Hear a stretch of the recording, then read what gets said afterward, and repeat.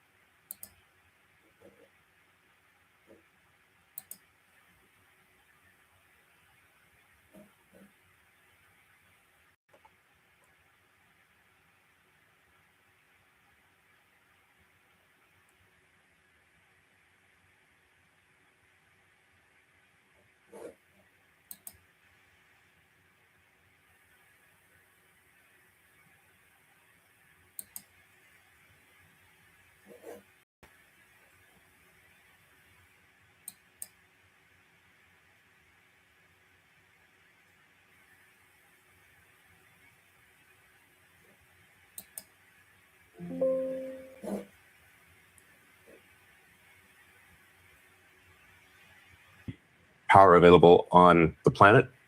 That's type 1. And then type 2 would be how much of the star's power are you harnessing? And then type 3 would be how much of the galaxy's power are you harnessing? These are very objective and measurable numbers. The planet. So That's type 1. right now we're very low on the Kardashev. What proportion Type 3 of our planet's power are we harnessing? It's a very, very tiny number. And basically we're harnessing almost nothing of our star's power. So the sun is truly an immense thing. It is level 1 to level 2. Very big difficulty jump, yes. And level 3, and we don't even know the sun, is to think about how heavy is the sun compared to all the rest of the mass in the solar system. So the sun is about 99.86% of all mass in the solar system. It's everything, and then of the remaining most of that is Jupiter, one planet. So we're still lightweight. Yes, the entire mass of Earth is in the tiny miscellaneous category. We're like Earth is a tiny dust mote compared to the sun. But how much energy are we talking? Like coming from the sun?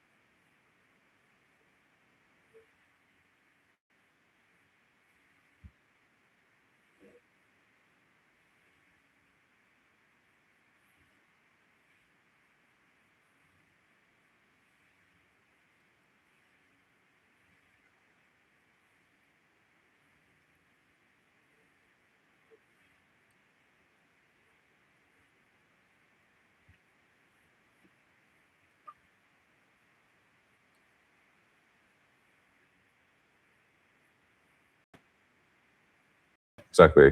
AI will figure it out. I Yeah. suppose. One way to appreciate the size of the sun is to think about how heavy is the sun compared to all the rest of the mass in the solar system. So the sun is about 99.86% of all mass in the solar system. It's everything. And For generations, everything. And then of the remaining, So we're still lightweight. yes.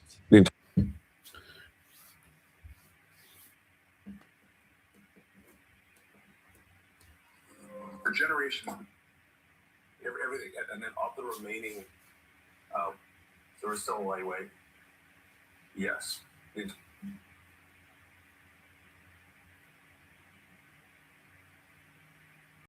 All right, so I got to pause this and get to it. My stream might be slow, my live, but where we standing at right now, we talking about aliens, straight up aliens in 2026. So with that being said, this is a totally different science, a totally different game right now. Straight up aliens. And my man Elon talking about if aliens come down, the first thing they will look at is how much energy we using. And he's measuring that by how much energy we using from the sun. And so when you're dealing with Starlink, basically they take energy from stars, and the sun is a star, and it's the biggest star essentially. So that's the whole big fiasco. So now we're going to take cosmic level energy and just use it to get on Facebook, to get on Instagram. And so, yeah, aliens is now a real thing, and it's something that corporate America is talking about. And it measures how successful a community is. So the game is crazy right now. The game real crazy. It's real sci-fi. So be prepared. Be prepared. I don't know if you've seen 1984 or read 1984 George Orwell, but we are headed towards that. Headed towards that. And so, hey, but cosmic energy, it could be good. Straight up, it could be good. I don't know. We'll have a lot of satellites over our head, and if something fall down, that's another thing. But we gonna see. We are running full steam ahead to get to that, flat out, you know. And so, hey, we gonna see. We gonna see. I'm gonna go back. I'm gonna do that again. Bring it back. I'm gonna bring that thing back. See what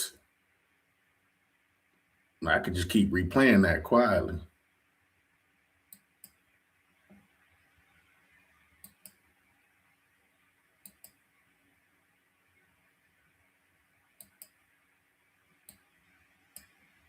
How do you decide what progress a civilization has made? That's the most objective metric that any alien. How do you decide what progress a civilization made? That's the only objective metric. Listen to the words he's saying. Objective metric is how much energy. Species, say, visiting us would calibrate how much progress we've made as a civilization. And one of the most objective ways to do that is the amount of power that is any. He is speaking from the perspective of an alien. And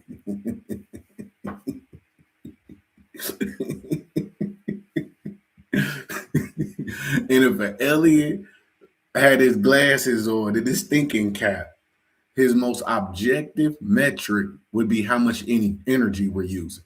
Flat out. I can't make this up. Given civilization has been able to harness. And there was a Russian physicist, actually, I think, by the name of Kardashev, who thought about this, and I think it's a good way to characterize it, which is you can assess how well a civilization is harnessing the power available on the planet. That's type 1. And then type 2 would be how much of the stars' power are you harnessing? And then type 3. Now, I'm all for science, and I'm all for exploration. I mean, we're living for a temporary time period. we might as well get all the knowledge we can. So I'm all for it. Don't take me as somebody that's not for that. I'm definitely for the energy. This is just a, it's kind of funny. There's a lot of irony to this. So harness all the energy on the planet. This is type one. This is the best way based off of the Russian physics physician or physicist that Elon Musk is referencing. The second one is harnessing all the energy from a star. This is the second way that you can, have some objectivity on how successful your civilization is. So, number three, harness all the energy in the galaxy. So, this is all about harnessing energy, which, hey, most people are trying to get by day to day. But when you're looking at it from a top of the house perspective, this is the major focus right now, harnessing all the energy by way of a company or organization to use that energy to run AI, basically. And so, really to create artificial life, basically, is what we got going on right now. And so,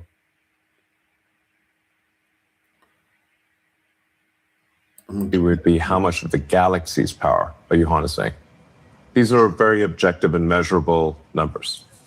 So right now we're very low on the Kardashev 1 scale. Like if you say what proportion of our planet's power are we harnessing? It's a very, very tiny number.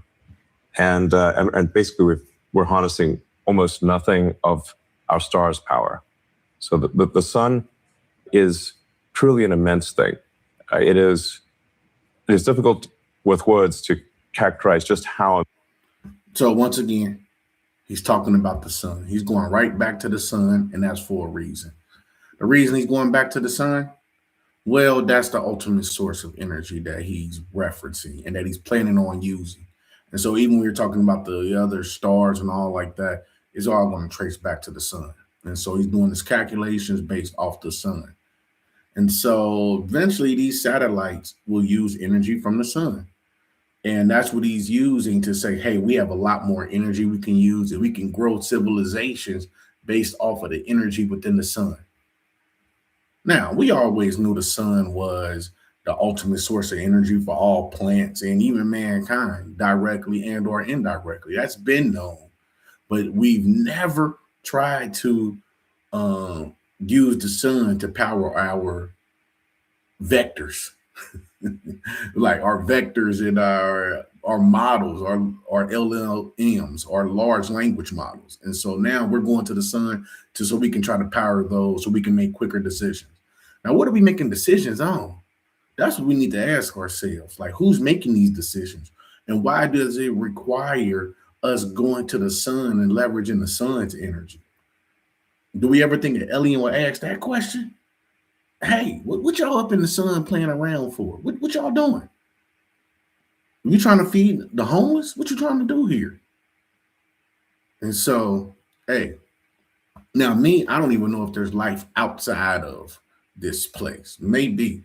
I mean, angels? Are we talking about angels? Or is there an alien like E.T.? I don't know. Maybe E.T. was an angel. So who knows? But we are definitely there. And so now these guys, let's hear what they got to say. Immense the sun is, but this gives you sort of a sense of scale. Yeah, it's a big difficulty jump going from level 1 to level 2. Very big difficulty jump, yes. And level 3, and we don't even know how to do level 3, really. We'll get there. Yeah, exactly. AI will figure it out. Yeah. One way to appreciate this. All right, let's back up. AI will figure it out. So what is he talking about? I'm going to back up.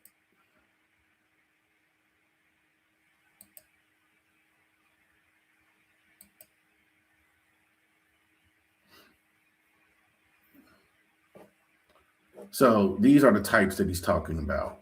And we do not know how to do type 3 yet. And he said AI will figure it out. So we already know how to harness all the energy from a star. And so that's deep. That's deep. We need to wake up, see what's going on. So technology has moved fast and we are getting smarter. We are taking the energy from a star and using it for practical purposes. That is genius. Got to call a spade, a circle, a circle. Genius. And so we are already there. So we want to wake up, smell the Folgers, and understand what's going on here. Now, there is a process and is outlined on taking energy from a star. And so it is something that is known out here. But to use it for practical purposes, such as Wi-Fi, internet, or eventually to drive I don't know if it'd be used to drive an automated vehicle, but it would be used to host data centers. And so our data centers would, from my understanding, be powered by what you could call solar energy of sorts. Now, this type 3 that he thinks AI will solve is to harness all the energy in the galaxy. And so, hey, anything's possible.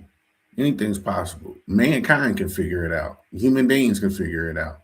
But AI is what we're choosing to figure it out. So, hey, I do think if there's a question, then there's an answer to it. So we'll see how this goes. Right now, we're very low on the Kardashev 1 scale. Like if you say, like, what proportion of our planet's power are we harnessing? It's a very, very tiny number. And basically, we're harnessing almost nothing of our star's power. So the sun is truly an immense thing. It is difficult with words to characterize just how immense the sun is, but this gives you sort of a sense of scale. Yeah, it's a big difficulty jump going from level 1 to level 2. Very big difficulty jump, yes. And level 3, and we don't even know how to do level 3, really. We'll get there. Yeah, exactly.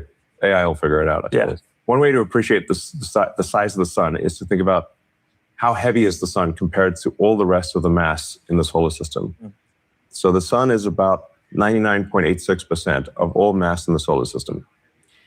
It's everything, and then of the remaining 0.14%, most of that is Jupiter, one planet. So we're still lightweight. Yes, the entire mass of Earth is in the tiny miscellaneous category. We're like Earth is a tiny dust mote compared to the sun. Well, but how much energy are we talking? Like coming from the sun, especially compared to what we're using here on Earth? So it feels like... Yeah. The incident solar energy on the cross-section of the Earth is roughly a half billionth of the sun's power output. And the vast majority of that we cannot use because 70% of Earth is water. Yeah. Technically, our planet should be called water because it is 70% water. And I think an alien civilization visiting us would be like, why are they calling it Earth when it is mostly water? We're the Greenland's not green of the solar system. Yeah. A bunch of the Yeah, well, the planet is mostly water, so that is funny. But we don't live in water, and so we actually got to live on Earth. But that is funny. Exactly. Even we're 70% water, and then of the 30% that's land, a bunch of it is Antarctica or Siberia type of thing, very northern Canada type of thing. Very difficult to not places people typically want to live, and you're not going to get a lot of solar power at the poles. So the actual usable area of land where you can get solar power is quite small. Anyway, in order to ascend the Kardashev scale, or in order to get to any meaningful percentage of the sun's energy harnessed, you have. The structure motorized pergola system is reinventing the way homeowners experience the outdoors. The most versatile. You have to go to space. If you wanted to get to, say, a millionth of the power output of the sun, you would have to increase civilizational energy harnessed by much more than 1 million. So we currently use much less than 1/trillionth of the power output of the sun. And 1 trillion is 1 million times 1 million. Okay, this is key right here. And so he's talking about using more energy from the sun. Current state, we don't use that much energy. So we have to find more ways to use more energy. Now, that's where SpaceX comes in. They are going to put a lot of things, a lot of data centers up in the sky that is going to increase our energy usage. And right now, it's being worded as if we should use more energy to impress aliens or to get a better control or command of the universe. And so, yeah, it's getting real sci-fi, real sci-fi. But you know, Elon is an engineer, so a lot of these people are sci-fi. I mean, dealing with an engineer. So basically, we're basically practically nowhere on the sort of the Kardashev 2 scale, practically nowhere. So on Kardashev scale, we're all still we're still non-existent. Failing. We're not non-existent. registered. We're like not a. We're not even. Yeah. We're not registering. Not even a micro soul. Yeah, we're No. and so to actually One microsol would be an epic achievement relative to where we are right now. something to aspire to. Yeah, that's our goal. And this is, I think, both simultaneously an incredibly adventurous goal relative to where we are, and yet not particularly adventurous as a percentage of the sun's energy to try to achieve power harness being 1/1,000,000th of what the sun outputs. And so to actually start A microsol. to actually start getting there, though, we're not just going to throw solar arrays in space, try to soak up a bunch of the sun. Like there has to be a need. Like you want to go up there and do something meaningful. And obviously, until this point in human history, like there hasn't really been a need. What has changed to make us think that like maybe now's the time to start trying to notch a percentage point or two? I mean, getting to That's a good question. 1% of the sun's energy. Maybe not a percent. That's a real good question. So my man basically asking, is this the time to go up in outer space and use all of this energy? Very good question. Let's go. Like we'll move the decimal point back. So you're an extremely kick-ass civilization if you get to 1% of the sun's energy. And I'm like, wow, that civilization is going to be vastly more powerful than us, to say the least. Yeah. So in order to start to make some progress on the Kardashev scale, we need to launch satellites to orbit Earth and capture solar power. And that avoids the need to build massive power plants on Earth and deal with cooling, because cooling is actually much easier in space than it is on Earth. You can just radiate to the vacuum. And so This cooling is a big problem, huge problem when it comes to data centers. They overheat. And so that's why they need to consume so much water and things like that. Elon's proposal is that when you go up in outer space, you don't have to worry about cooling as much. I am curious about that. I mean, what are the long-term effects of having hot data centers up in the sky? I know we got hot things in the sky already. I think we do. I think a star can get relatively hot. And so maybe it's nothing, but I think it's something we should understand. I think the FCC may look at stuff like this, or somebody. I don't know the name, but yeah, there's definitely regulators around it. So yeah, we'll see how that goes.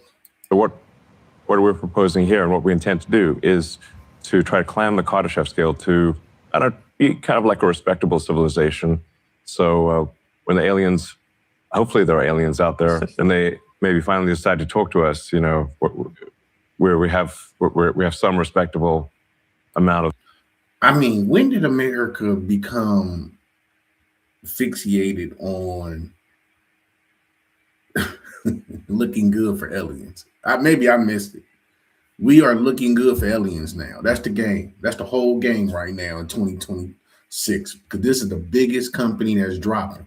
We're gonna have other companies that drop. Anthropic, which is Claude, they're dropping soon, and then OpenAI, they're dropping soon as far as their IPO. But SpaceX will be the biggest, and so this is the big thing to talk about. And this is where we're going right now. So we're talking about aliens. We are really talking about aliens. and impressing them with our energy consumption of the sun.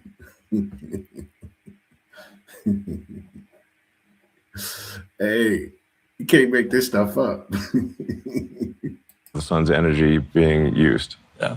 That's not like totally pathetic, which is the current situation.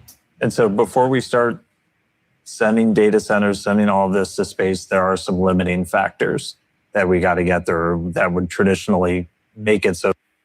One thing you haven't talked about is how we're using this energy, why we're using this energy. It's never what you do, but how it's done. What are you using this energy for? I don't think my guy got an answer to his question. He asked, why is this time now? And let's go back to it. Aliens out there, and they maybe finally decide to talk to us, where we have some respectable amount of the sun's energy being used. Yeah. Earth and capture solar power, and that avoids the need to build massive. You're an extremely thick-ass civilization if you get to 1% of the sun's. To be a need, like you want to go up there and do something meaningful, and obviously until this point in human history, like there hasn't really been a need. What has changed to make us think that like maybe now's the time to start trying to notch a percentage point or two? I mean, getting to 1% of the sun's energy. Maybe not a percent. Let's go like we'll move the decimal point back. So you're an extremely. Okay. See, I don't really like this. The heart of my man question was, how do we know it's time to do this? What changed? And he used a quantifiable metric. He said, what makes us want to go and increase a percentage of the sun, or increase from a percentage usage of the sun? Now it's turning into a debate on, do we use a percentage? A percentage too much. That wasn't the heart of my man question. The heart of my man question was, why is this time? Let's see if Elon answered that. Thick-ass civilization if you get to 1% of the sun's energy. And I'm like, wow, that civilization is going to be vastly more powerful than us, to say the least. Yeah. So in order to start to make some progress on the Kardashev scale, we need to... He's not going to answer the question. So now my man asks, why is it time? What he did is to say, well, actually, we don't even use a percentage of the sun. That's massive. And if a civilization did that, they'll be more advanced than us. So we need to try to get up to a percentage. And now he's going to go on a whole spiel on how we can advance and become more civilized by using more of the sun. Cool. But what happened to the answer to the question, big dog?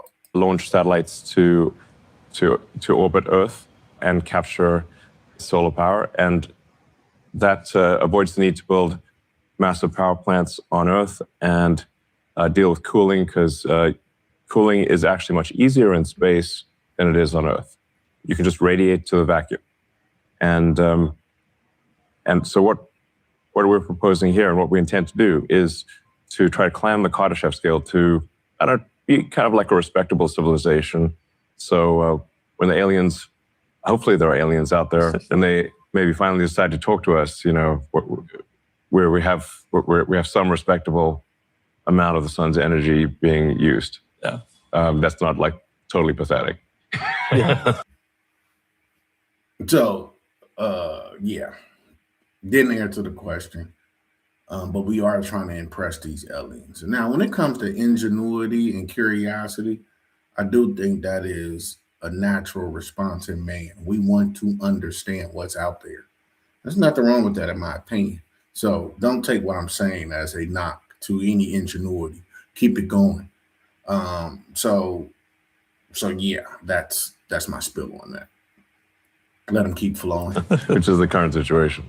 And so before we start sending data centers, sending all of this to space, there are some limiting factors that we got to get through that would traditionally make it so like this is almost impossible. Yeah, what does it take to scale? Yeah.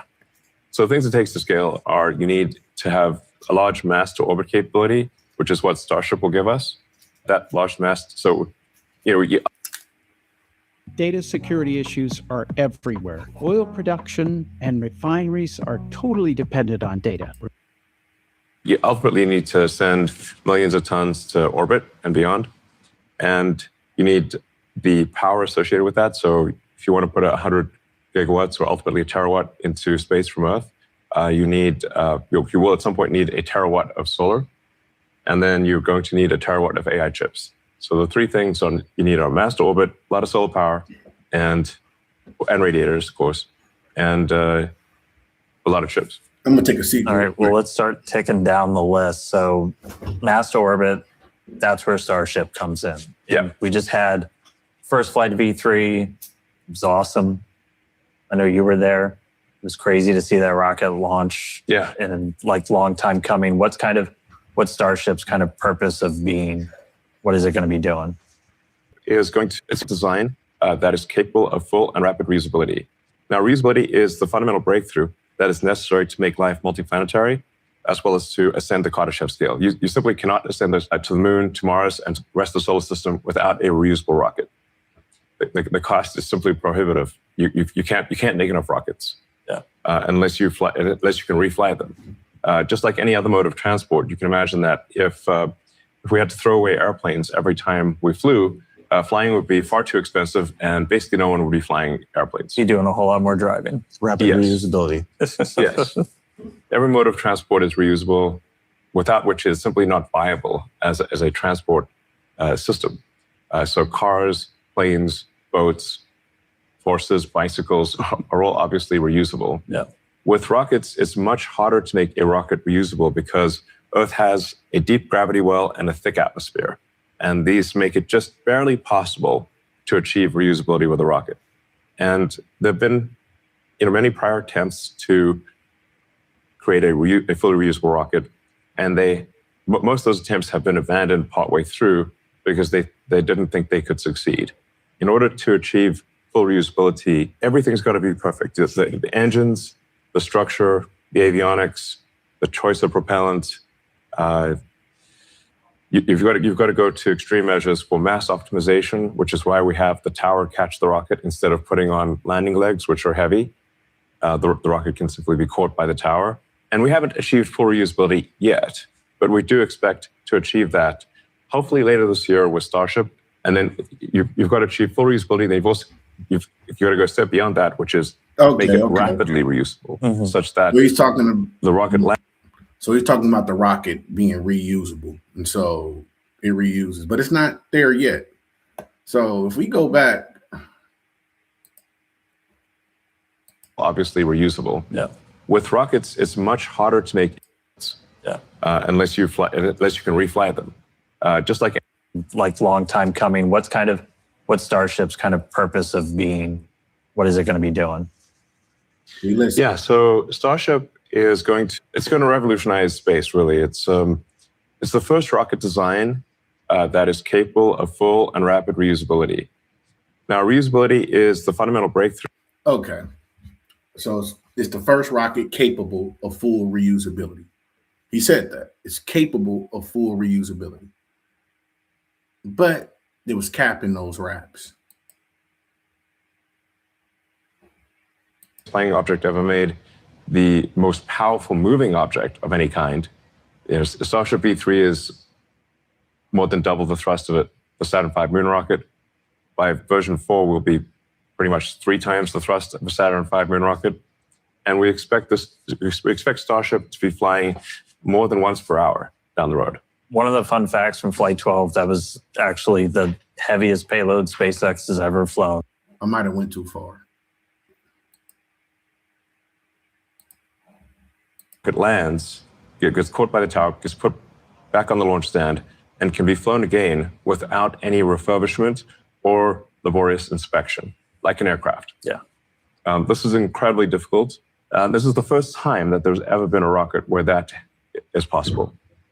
That's what makes Starship so profound. I mean, it also happens to be the largest flying object ever made, the heaviest flying object ever made, the most powerful moving object of any kind.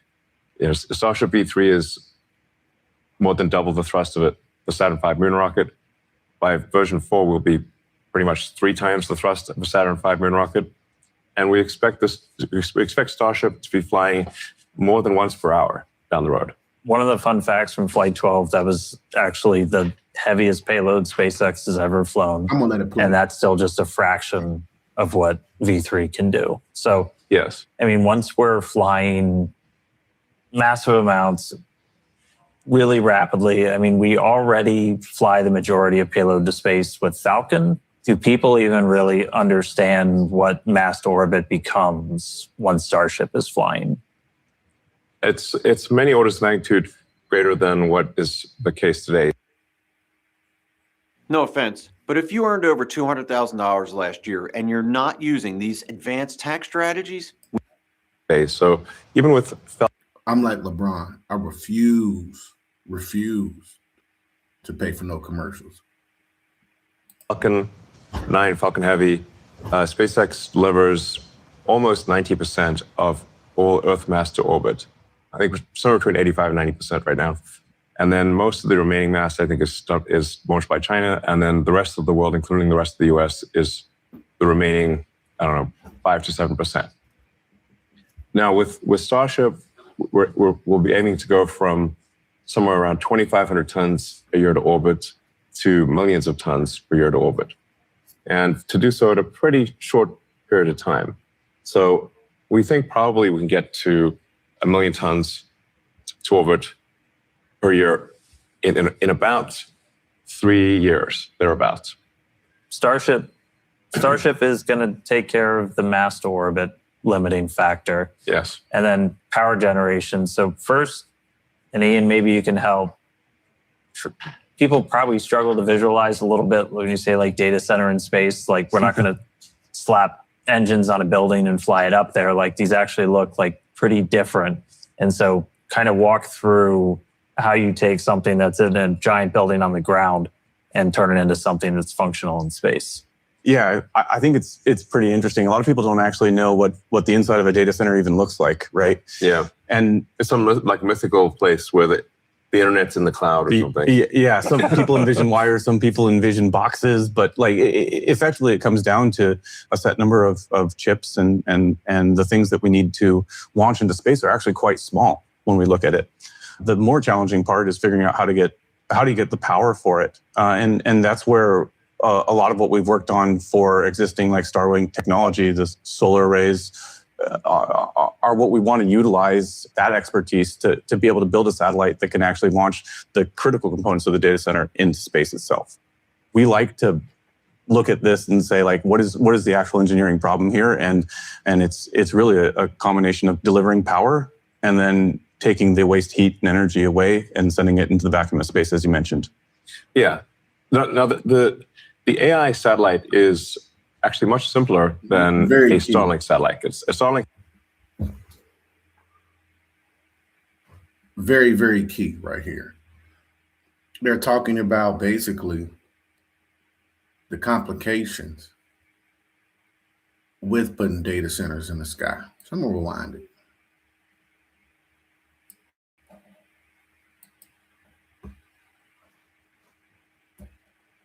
We get the power for it, and that's where a lot of what we've worked on for existing like Starwing technology, the solar arrays, are what we want to utilize that expertise to be able to build a satellite that can actually launch the critical components of the data center into space itself.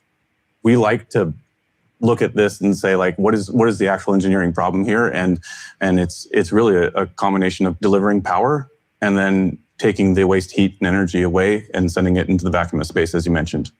Yeah. Now the AI satellite is actually much simpler than a Starlink satellite. A Starlink satellite has gigantic phased array antennas. It's got parabolic antennas. It's much more complicated than an AI satellite. An AI satellite is essentially a lot of solar cells, a radiator, and you still need some laser links, but you don't have all of the super complex antennas that you have on a Starlink satellite. So, I mean, given the two, the easier one to design for is the AI satellite. Yeah. So you got Starlink satellites. That's what he currently uses. Starlink is like you call it a Wi-Fi company. They really do more than that, but they're power Wi-Fi to rural areas, and so parts where there isn't much city or much landlines and things like that, the AT&T can't lay lines down. That's where Starlink take over. They're even in rural parts of the world, and so I think they're in Nigeria heavy.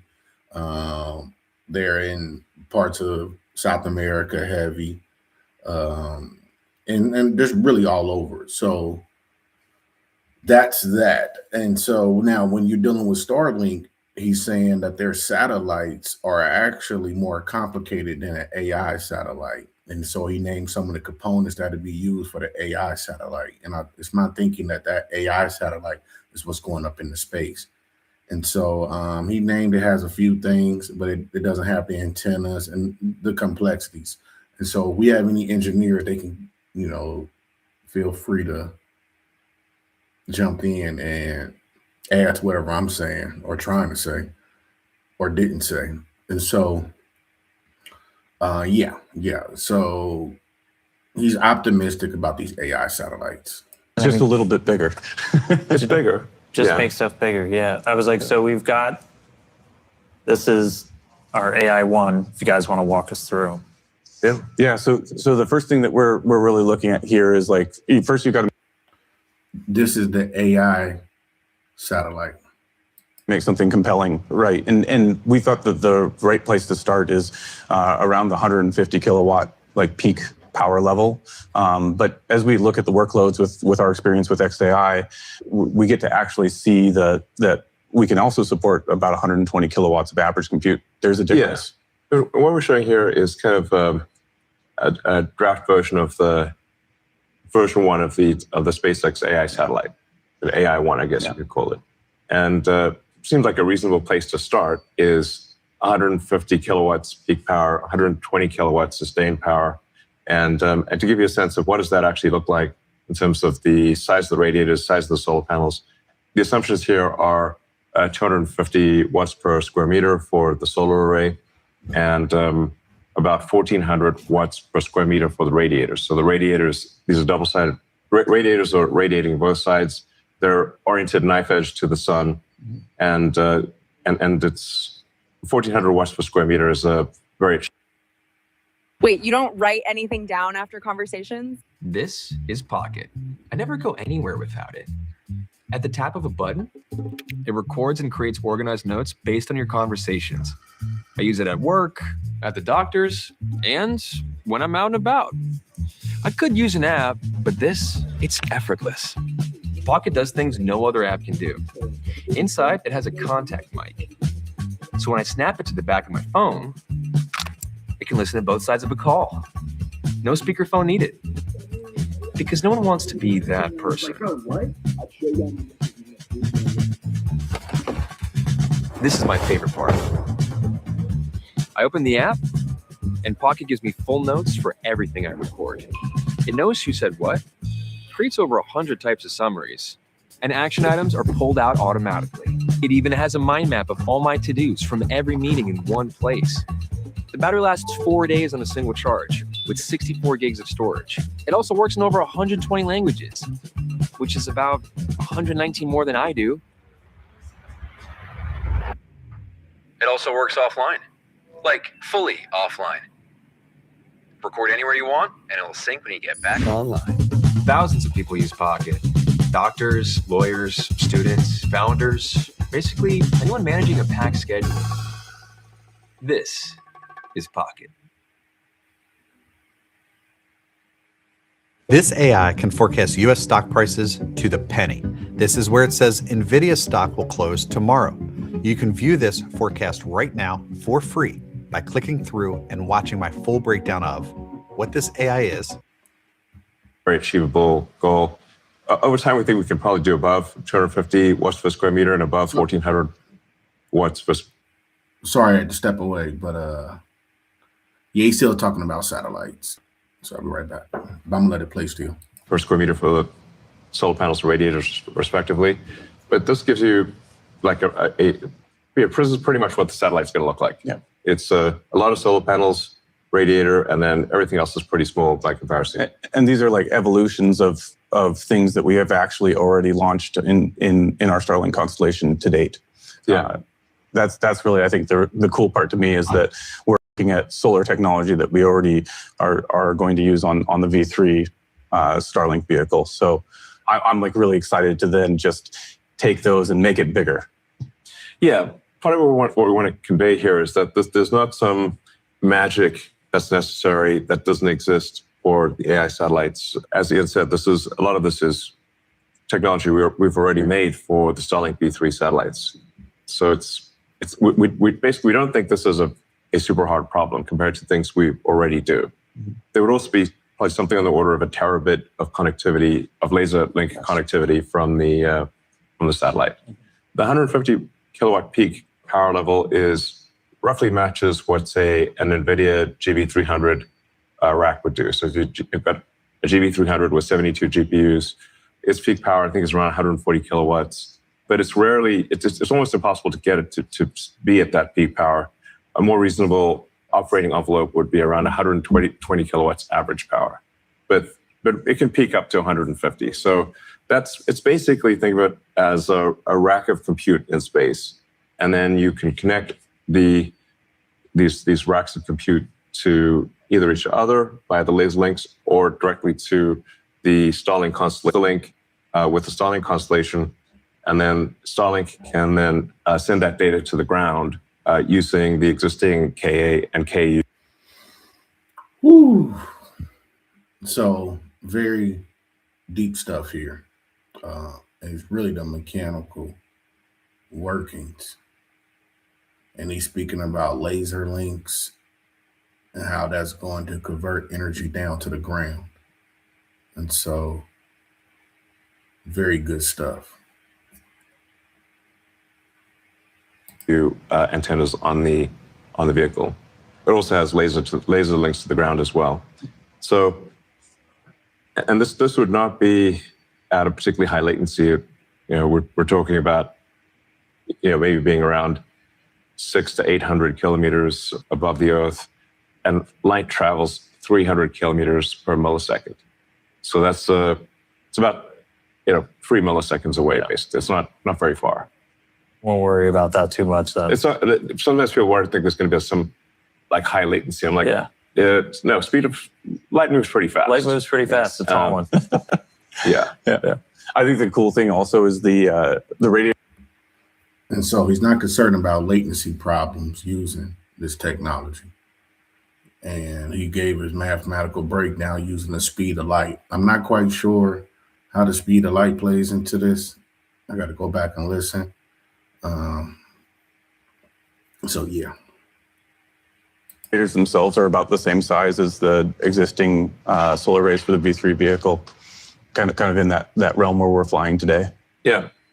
So I mean, they got about a 70-meter wingspan. So these are fairly large. We're talking about building a lot of them and putting them up there. But you like to say, like, space is in the name. Like there's a lot of space up there. And so even when you're talking thousands or even up to 1 million satellites, you got plenty of room to move around up there. Yeah, space is really big. So it's not like space is going to get crowded. Space is enormous. Like if you zoom in close to the satellite, it looks big, but if you actually look at it relative to the Earth, these satellites are so tiny you can't even see them. So they're very, very tiny compared to Earth. And I mean, we have about 10,000 Starlinks in orbit right now. Yeah. We've got a pretty good idea of how to operate just really large constellations and do it safely now, right? We are the only operator that has any experience of that scale. It's a great thing that we have this background, so we know how tightly we can pack the satellites and fly them safely. That's a number one goal when we look at the constellation. We're going to be building a lot of satellites, and we're going to be building them here in Bastrop, right? So we've got this, which so we're in that building kind of in the middle, which we're sitting in that building right now. This is my first time here. The building is massive. Like you come around the corner, you see it through the trees, and you're like, oh wow. But we're about to kind of put this building to shame, aren't we? Yes, we're going to. In fact, Did you know a new roof in Greater Charlotte and the Piedmont could cost you just $7,995? In fact, we already have the solar manufacturing facility. It's under construction already. And then we will be building out the AI SAT production building soon. And so we expect to have the AI SAT production, the solar production, and all of that operating at some reasonable volume by the end of next year. So if anybody wants to work on AI satellites, this is kind of going to become the hub of that. We're also, right behind us, the machines are humming. Major production of AI satellites, major production. And they're preparing for it. They're building other buildings and really look like a whole factory. And so, like my man said here, I got to get his name. This was a real good interview too. This space will be like a premier location for AI satellites. And we're still making all of our user terminals for Starlink here. Yeah. That's not going anywhere. In fact, we're turning on new production lines for new units, right? Yes. In fact, these are the new Starlink terminals, which will be made in much higher volume than the current terminals. Ultimately, we think there's probably going to be a few 100 million Starlink terminals out there. And then the Starlink direct-to-cell constellation will connect directly to people's cell phones and enable high bandwidth communication directly from your phone to space. All right. We're 2 limiting factors down. We've got mass to orbit, got putting solar in. He quickly just outlined a way to monetize from a consumer's perspective. And so we download an app, and next thing you know, we'll be pulling energy from outer space. Would that energy be faster? Would that internet be faster? We'll see. Few third one's chips. Yes. So at least in the beginning, we can obviously launch the chips that are already being made. Mm-hmm. So our current reference design is for Rubin chips, or could be either GB300 or Rubin chips. I didn't hear his question. We'll also have putting solar in the few. Starlink direct-to-cell constellation will connect directly to people's cell phones and enable high bandwidth communication directly from your phone to space. All right. We're 2 limiting factors down. We've got mass to orbit, got putting solar in the few third one's chips. Yes. So at least in the beginning, we can obviously launch the chips that are already being made. Mm-hmm. So our current reference design is for Rubin chips, or could be either GB300. Mass to orbit, got putting solar. Constellation will connect directly to people's cell phones and enable high bandwidth communication directly from your phone to space. All right. We're 2 limiting factors down. We've got mass to orbit, got putting solar in the few third one's chips. Yes. So at least in the beginning, we can obviously launch the chips that are already being made. Mm-hmm. So our current reference design is for Rubin chips, or could be either GB300 or Rubin chips. And we'll also have a reference design for TPUs, and essentially you can put any existing chips into orbit. But the current industry seems to be, it seems like it's going to, get to maybe around 100 gigawatts a year of AI compute. But that doesn't answer the question of, well, how do you get to a terawatt? That's why you need the terafab. Always looking a step bigger. Yeah. Yeah, in order to get to the next order of magnitude.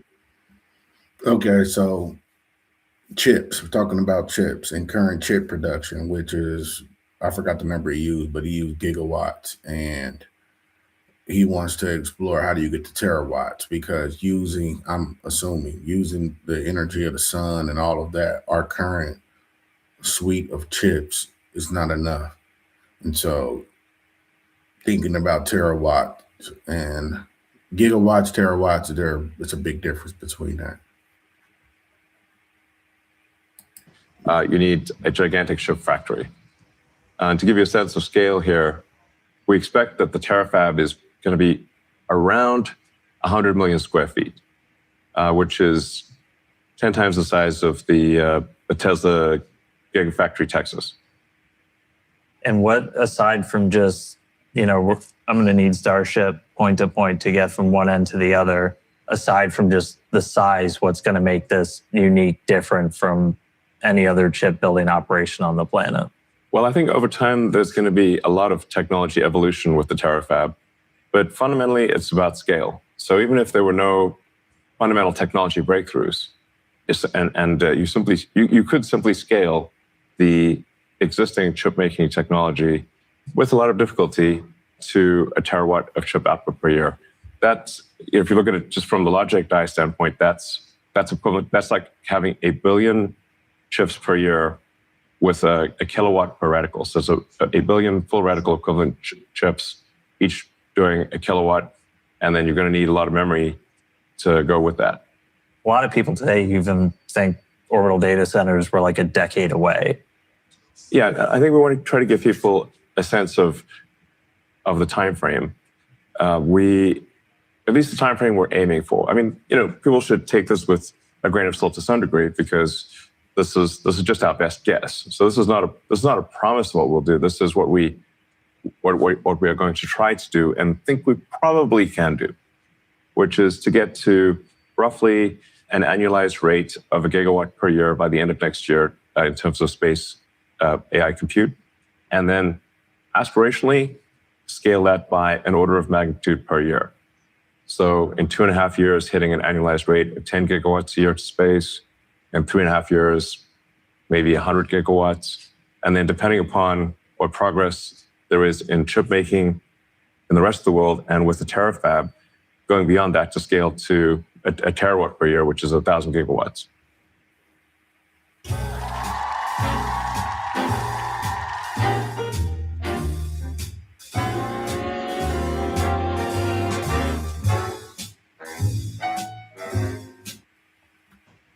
Which is that's twice the current electricity consumption of the United States. Yeah.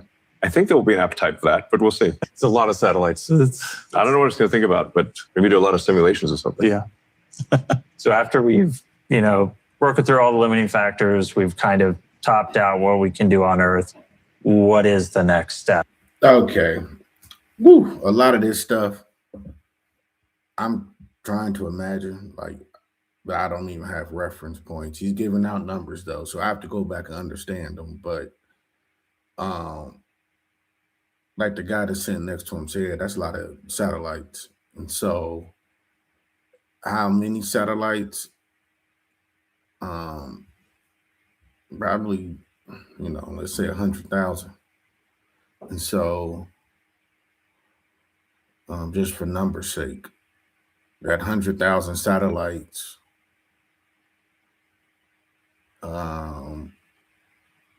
yeah, I don't know. Is there some added risk that come by way of having so many satellites with this certain technology, especially with it being above our heads? So I don't know, but they're running simulation projects from what Elon said, so you'll see how that rock and roll. Again, try and actually notch maybe some percentage points towards becoming Kardashev level 2. Why stop there? Why think small? Because a terawatt actually is very small. Think small. Let's not think small. So there is, in order to get to another 3 orders of magnitude to 1,000x from a terawatt per year, the only way that we can really see that you can achieve that is on the moon with a mass driver, essentially where you do local production of photovoltaics and solar and radiators on the moon. Maybe you bring the chips from Earth, or you could conceivably make the chips on the moon. But you need most of the mass to be made on the moon, so you don't have to transport it to the moon from Earth. And then because the moon has no atmosphere and only 1/6 Earth's gravity, you can accelerate the AI satellites into deep space without a rocket. So you can basically shoot them into space using an electromagnetic gun, like a rail gun type. I mean, it's basically a linear electric motor is the way to think about it. I think we can show people. If that doesn't get you excited for the future, I don't really know what will. I'm fired up to see a mass driver on the moon. That would be very cool. Yeah. Sci-fi future. Basically, we'll have to use a lot of solar power generated from the moon. A lot of these items, and so probably have a bot up there of sorts that's building on the moon and then deploying from there to get to this terawatt. I don't know what number, but that's the classification is terawatt. And so something to deeply consider, because this sounds instrumental to the successful production of AI satellites at scale. And so now for this first batch, I think we're good, but as it grows, and so he's way out. He even tried to 1,000x terawatts. And so in the short term, they may have what they need, but something to consider in the long term. Yeah, yeah. It would also mean that if we're bringing that amount of mass to the moon, it would mean that anyone who wants to go to the moon will be able to go to the moon, and I think that would be pretty cool. Yeah, I'm going to be jumping first in line to get up there. Yeah, I mean, everyone should go to the moon at least once, I think. Yeah, just once. Yeah, you can move there if you want. You can go live on the moon. We'll see. Thanks, guys, for chatting with me. Okay. So yeah, going to the moon. That's how it closes. And but he says some stuff. So if we're going to generate that much power from the moon, that means everybody is going to go to the moon or have the capability to go to the moon. And so it sounds like it'll be a joint effort, whatever it is. And so yeah. Very good interview. Very good interview. Very good 26 minutes. I went back a lot of times, but I think this is good context. Good context. For a little bit. Like, Nick, excited to see whole new kind of satellite, a whole bunch more Starship launches, more chips, more solar, more. It's a big future, but I'm excited to see everybody at this company go out and build. All right, sounds good. It's exciting. Great. Thanks, guys. All right. Well, I'm getting up out of here. Till next time.